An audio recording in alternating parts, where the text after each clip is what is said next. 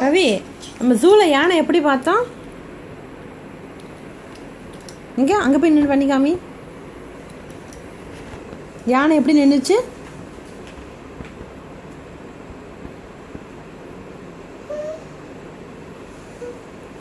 கவி சிரி, அழு, கோவப்படு.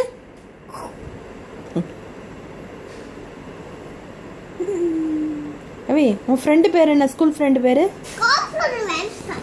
School friend பேர் என்ன கவி? இவன் வா.